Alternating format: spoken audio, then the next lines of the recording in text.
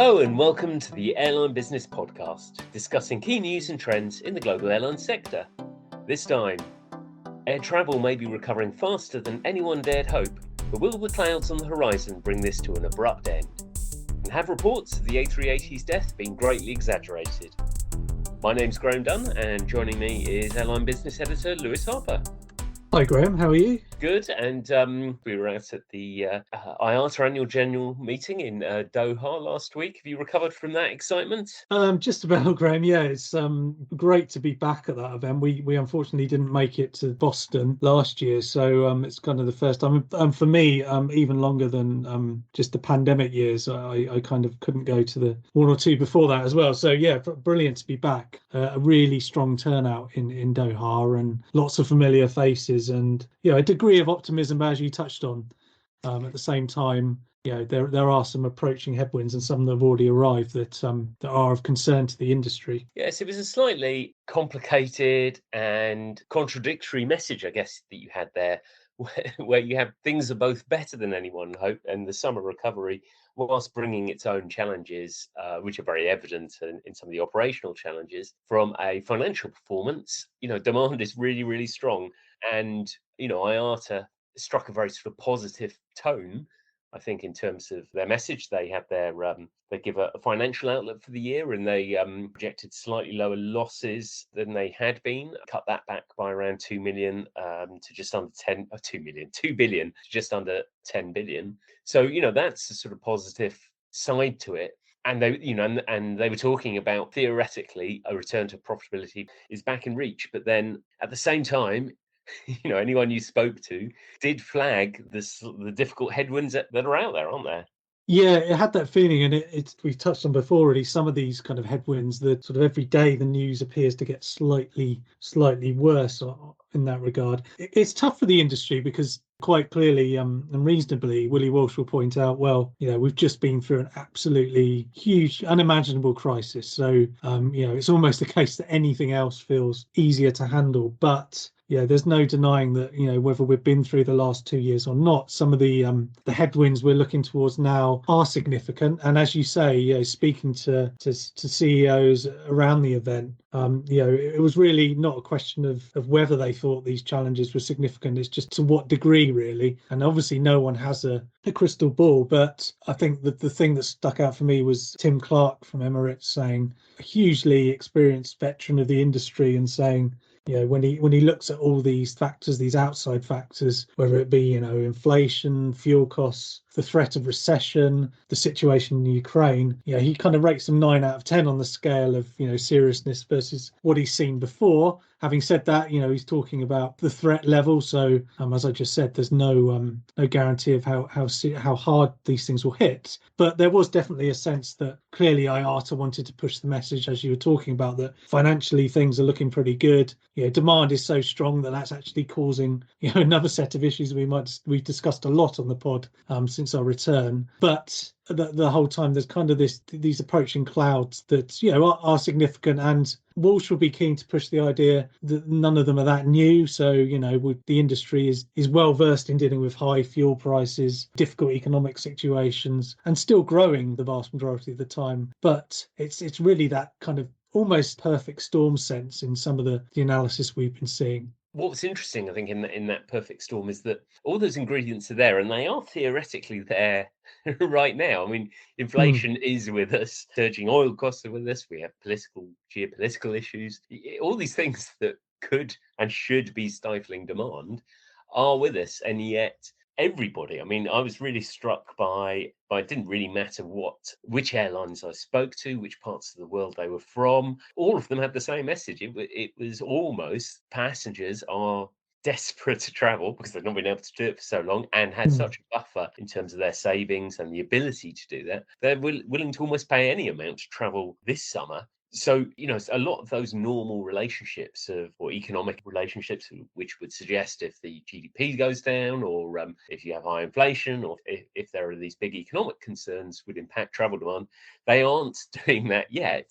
And so, there's no automatic assumption that it will stop, that demand will stop. But clearly those headwinds are a concern.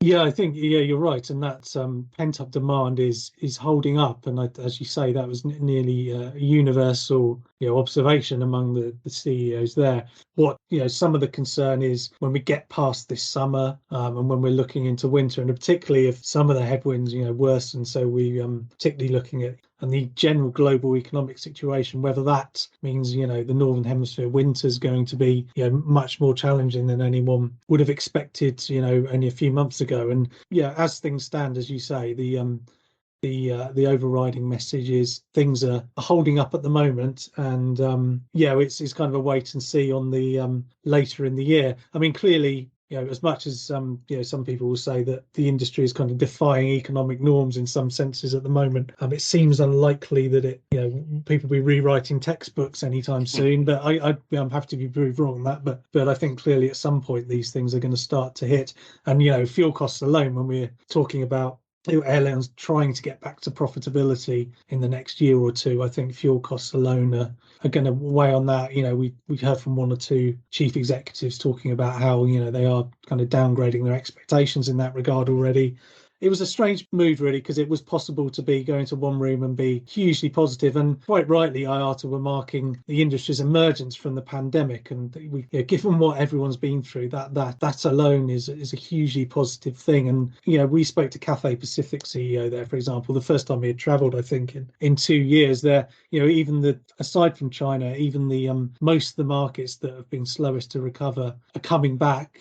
Korean as well were there. Alan Joyce was there from Qantas. All of these big markets that over the past 2 years everyone has been seeing them lag the recovery maybe in most other regions. They're back, and they're bullish about the future. But you can walk into another room, and when discussion turns to those kind of outside factors, there's a sense of uncertainty that fingers crossed, I think, was a phrase heard more than once from more than one person.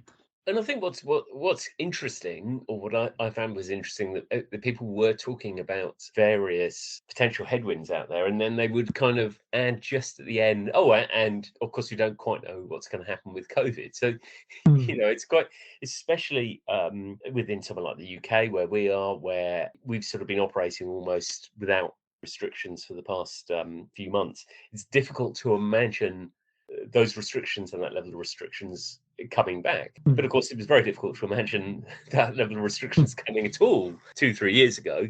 And exactly how the world deals with COVID and how that evolves as well remains, yet another challenge. Yeah, and you're right, because I mean, at the moment in the UK, we're seeing subvariants of the Omicron variant of COVID driving another wave of cases. And like you say, what really hasn't been tested yet is how a government's going to respond when we get a full-on new variant. And are they really going to hold their nerve and say, as much as they're talking, some of them are talking a good game, saying that's the end of restrictions in this pandemic. But when that new variant comes along, and if it's more lethal, for example, or it's probably likely to be more transmissible to become dominant, that's going to be a real big test. And particularly governments in Asia Pacific that have been slower to reopen, that's really be a particular test there, particularly if they're not an advanced stage of reopening. It's kind of probably easier to pull back a bit at that point. And we know that the kind of snowball effect that can have when one market goes, and that connectivity is lost. And on top of that, of course, we've still got China kind of pursuing, albeit a moderation in its quarantine policy recently, that's still pursuing what's essentially a zero COVID approach. And again, if another variant comes along, you can't help but think that will only make it longer before that market comes back. So you're right. As much as there was a desire for the narrative to be that we've pushed past COVID, and I think it's not unreasonable to say that in many ways the industry is able to look forward now with much more confidence than even a few months ago. That's always in the back of everyone's mind, as you say, regardless of a long list of other factors that don't look particularly helpful, particularly when they're all happening at the same time. And China, of course, adds this whole level of uncertainty and has a kind of knock-on to everything, because it's such a big market that as long as China remains shut, it clearly has an impact on travel demand, and it's very difficult for airline operators. But that also influences the wider economy, which also influences what might happen with oil prices. Yeah, none of these, very few of these things are kind of standalone, particularly as you say, when fuel is the biggest cost for most airlines. And as you say, so many of these issues can be drawn back to China alone. So yes, we've gone past the big lockdowns in cities like Shanghai, and they were having a huge effect on supply chains, which, and in turn, the fact there were lockdowns was reducing demand for fuel. And it just, a lot of it is interconnected. And I think there's a sense from some people as well that a consequence of that could be that if one or two of those issues were solved, that it could have what would probably feel like an outsized impact in a positive way on the industry. So, for example, if there was a resolution to the situation in Ukraine, for example, the relief that would bring in so many different areas would then make some of these other headwinds probably feel less of a concern. I mean, clearly, I don't think there's much hope of that happening, unfortunately, in the near term anyway. But the situation where China even relaxed its COVID policy further, I think, would have a huge knock-on effect, I think, through a number of these factors. And it's certainly something that I think everyone, even airlines that don't fly there, will be keeping a close eye on. And there's a degree to which, a lot of these headwinds for airlines, they are what they are. There's only, there's not so much they can do about it, especially in kind of this period. So we were talking to the chief executive of Korean Air, and he was pointing out the closure of the Russian airspace and with the Ukraine invasion and everything stemming from that. It's adding sort of 2 hours to its flight times to Europe, which, clearly in a high fuel environment, that's even harder. And what can the airline do about it? Well, either it doesn't fly it at all, or it doesn't. And after a period where airlines haven't been able to fly, they want to operate as best they can, and there's clearly that demand to fly. But there's a lot of these circumstances airlines are stuck with, and they don't really have much option but to hope things get better. Yeah, that's the thing. I mean, very few of them are, with some exceptions, that are kind of unique to a particular airline or region or a particular business model. These are kind of there is a sense in some ways that, well, everyone's got to deal with higher fuel prices, so everyone's got to deal with higher inflation. Therefore, that as a business, then you've just got to get on with it in some senses.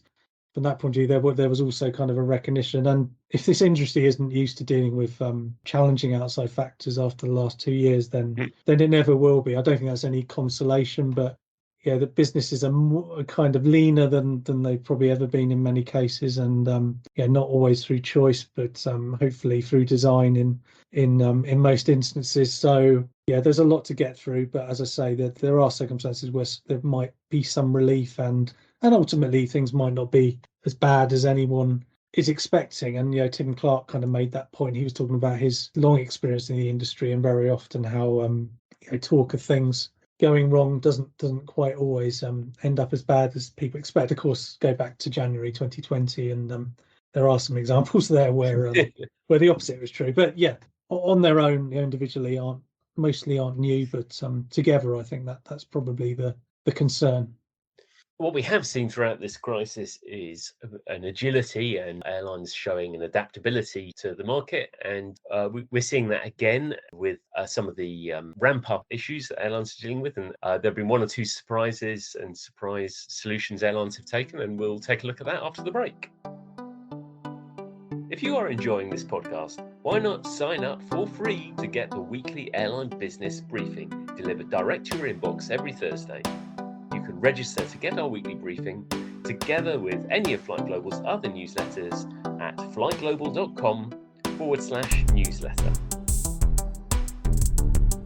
So welcome back. It's been an interesting time for airlines, and when the pandemic first hit, most people predicted, with the possible exception of Tim Clark at Emirates, that the days of the Airbus A380 were numbered, and it appeared to accelerate withdrawal from its fleet. But we have seen 1 or 2 signs that airlines who maybe were seeing very little future for that type are, at least in the short term, showing some enthusiasm for it again. Yeah, it's a curious one because the range of factors behind that. I'm not sure at this point we can say that everyone's falling in love with the A380 again. But as you say, I think the example that stands out is Lufthansa, and in recent days saying it's looking to bring back some of its A380s in summer 23. During the pandemic, kind of reported sometimes that they they weren't going to bring any of them back, and sometimes that they were. I think the official line was that they were in storage, and unless there was some exceptional reason for needing the capacity, that they may remain there. But I guess we sort of have reached the point now where there might be those exceptional reasons. So we've got, much, in some markets anyway, a much stronger recovery than was expected. But beyond that, I think one of the biggest issues is is with new aircraft and airlines and groups' abilities to get those new aircraft in. It's kind of a mark of how fortunes are shifting for the airline industry, that it really does only feel like yesterday that Carsten Spohr was talking about this is going to have a fundamental impact on the size of our fleet looking into the future, and now we're coming to the point where they're actually talking about bringing the A380 back, which really I think was unimaginable 18 months ago or whatever. Yeah, and you've seen it's coincided with one or two other airlines who are always going to bring it back, but their plans to bring it back. So Korean Air just announced plans to deploy that on a couple of Asian routes in addition to New York. They talk positively about it. They talk about what's never been in doubt with that aircraft type is that it does have passenger appeal. And obviously, you spoke to Tim Clark, who's always been, and I assume remains, a fan of the A380. He is, yes. Probably the only airline chief I can think of that will, advocate for there needing to be a replacement for it. It's not unreasonable what he says about looking at the big slot constrained hubs around the world, that obviously a big part of Emirates network, and thinking about what do you do in 10 years time when you start retiring significant numbers of A380s, and you've got one slot going into Heathrow, for example. How do you can't replace that capacity essentially. So if you throw a 787 into there, or even an A350, you're losing dozens, if not hundreds, of seats. So to get that same capacity, you would have to operate more than one flight. So that he's a fan of it for that reason. And Emirates they don't have all of their A380s back in service yet, but they've certainly got a significant number. But as I say, there aren't too many people making that similar argument around the A380. And I think it is, as I said before, a bit too soon to say that these kind of more positive noises coming out of airlines suggest any kind of fundamental shift in demand. I think as a reality check, we're really only looking about around 114, 115 in service. Today, I think Cirium data shows, and that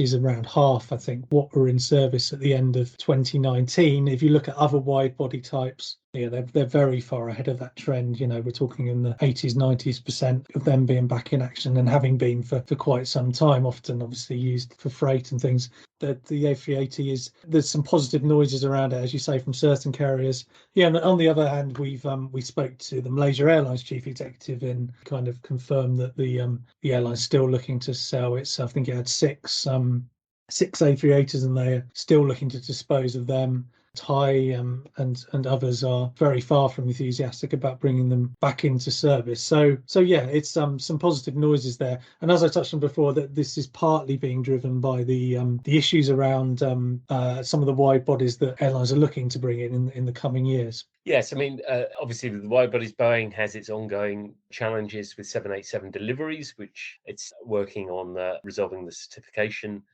challenges around that. Obviously, its new 777 has been delayed by a couple of years.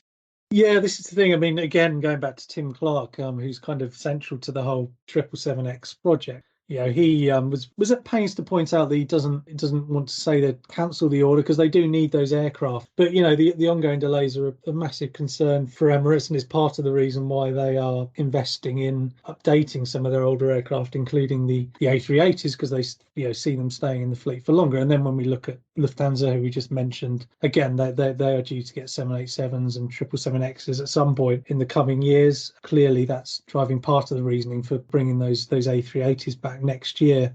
Other airlines like BA said throughout the pandemic that they saw a role for the A380. So kind of regardless of what orders BA have outstanding or IAG have outstanding, that's kind of was central to their strategy. So Emirates aren't alone in kind of seeing that future for the A380 as long as their current aircraft last. But certainly the case that if we get even more delays, and there is really a lack of clarity, particularly on the 777X, and to a lesser degree, but because there's more positive noises around the 787 deliveries restarting. But obviously it's been well over a year when it will be by the time they restart. So there's this huge backlog that Boeing has to get through to get back where they should have been.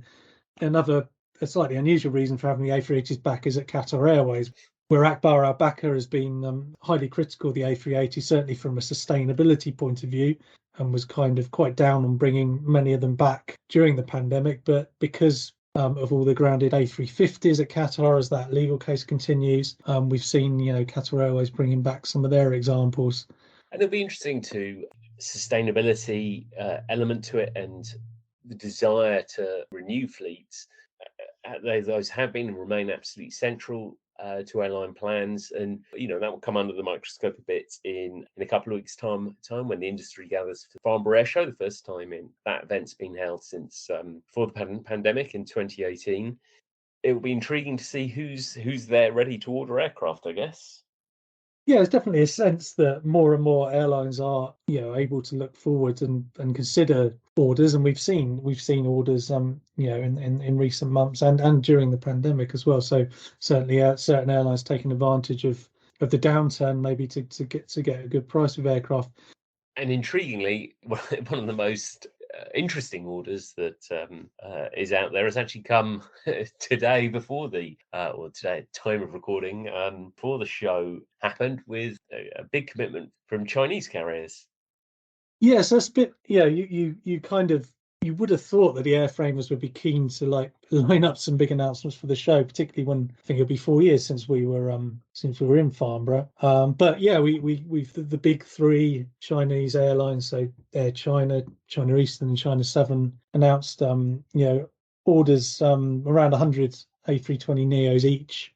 So yeah, that a bit out of the blue. I think what's from having just been in Doha at the AGM, the IATA AGM, there's very much a narrative there that China is being a bit left behind, and it's increasingly isolated in its approach. So kind of left there with a sense, other airlines in the region are looking to other markets like India to put the capacity into, and you kind of left with a sense that China wasn't the place to be for the industry. But clearly that huge domestic market there is still maintaining a huge airline industry, and nothing proves that more, I guess, than a big order for nearly 300 aircraft that are being delivered in the next few years. They were in relatively short order. I mean, the first of those aircraft are due to join Air China next year, and a large chunk in 2024 and 2025. So they are ready for some level of, I'm sure there'll be a degree of fleet renewal as well as growth there. But it is a positive statement, and as you say, that just maybe shifts the narrative fractionally on China. Yeah, and what's this is very fresh news while we're talking, and what will be interested to see, as you say, beyond whether it gives a sense that China, it's kind of a sign China is on the way back, as it came, not long after there was a cutting of the quarantine for international travellers, which still makes international travel very difficult, but is a step in the right direction. I think beyond that, what be interesting to see at Farnborough is how Boeing responds to this. It's clearly the MAX aircraft that are with Chinese carriers at the moment aren't flying yet. A few of them have got MAX aircraft, outstanding orders. It feels at face value like a blow for Boeing that these big carriers have gone with Airbus here, because they do all operate Airbus and Boeing types, so they clearly would have been open to both. So interesting, and lots more to play out there, I think, in terms of how Boeing responds, and I'm guessing that they'll be looking to have some kind of real landmark orders at Farnborough in response. And we've seen so I remember the last Paris we were at, we had IAG place a big letter of intent for 737 MAX jets that we just didn't see coming. So there's it creates a really interesting narrative going into the event. It's kind of, if Airbus wasn't already on the front foot, it certainly will be now, and kind of the ball's in Boeing's court really to show that it's got something against that. You can watch that space. We'll watch that space. We'll be at a Farnborough in a couple of weeks' time. But for now, thank you, Lewis. That we'll keep that one on hold and pick that one up in a couple of weeks' time. Cheers, Grant. So that's all for this time. You can find links to the stories we've referenced in the podcast notes, and you can keep up to date with all the latest news, including our extensive coverage we'll be having from the Farnborough Air Show later this month at flightglobal.com. If you've enjoyed this podcast, then please leave a review, and don't forget to subscribe to the podcast. And we'll see you again next time.